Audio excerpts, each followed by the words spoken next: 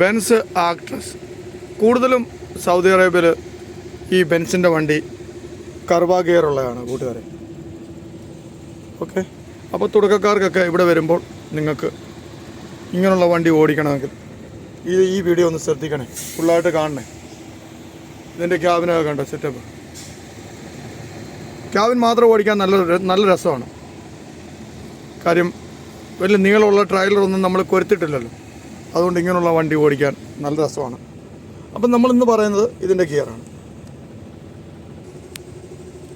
ഇതാണ് ഇതിൻ്റെ ഗിയർ. ഇതിന് ക്ലച്ചുണ്ട് കേട്ടോ, അതുകൊണ്ടൊന്ന് മനസ്സിലാക്കണം. ഈ വണ്ടിക്ക് ക്ലച്ചുണ്ട്. ഇതിന് 3 പെഡലുണ്ട് കേട്ടോ. ക്ലച്ചും ഉണ്ട്, ബ്രേക്കും ഉണ്ട്, ആക്സിലേറ്ററും ഉണ്ട്. അപ്പോൾ ഇത് ന്യൂട്രാക്കുന്ന ഈ ഭാഗത്ത് നമ്മൾ വിരൽ കൊണ്ട് പ്രസ് ചെയ്താൽ അകത്തോട്ട് വണ്ടി ന്യൂട്രാവും. ഇപ്പം ന്യൂട്രായിട്ടുണ്ട്.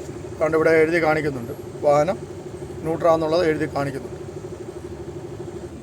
ഒന്നാമത്തെ ഗിയർ ഇടുമ്പോൾ ഇവിടെ ഒന്ന് പ്രസ് ചെയ്യണം, എന്നിട്ട് മുന്നോട്ട് പിടിച്ചാൽ മതി.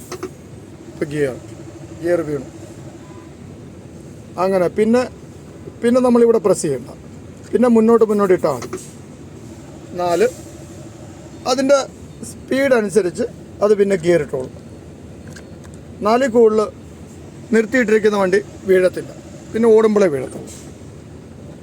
ഓക്കെ, വീണ്ടും ഞാൻ 4 വണ്ടി എടുത്തു. ഏത് ഗിയറിൽ വണ്ടി കിടന്നാലും ഇവിടെ പ്രസ് ചെയ്താൽ മതി കേട്ടോ, ന്യൂട്രായിക്കോളും. കാണിക്കാൻ ന്യൂട്രായി, ഇത്രയേ ഉള്ളൂ.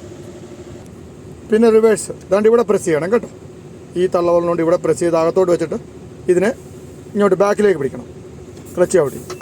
ദാണ്ട് റിവേഴ്സ് വീണം, ഇത്രയേ ഉള്ളൂ. പിന്നെ ഇവിടെ ന്യൂട്രാക്കാം.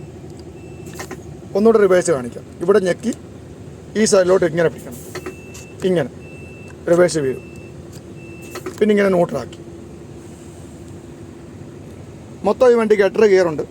പിന്നെ 1/2 ഗിയർ ഇടണമെങ്കിൽ വേണ്ട ഇത് താഴോട്ട് മേപ്പോട്ടും ആക്കിയാൽ 1/2 ഗിയർ വീഴും.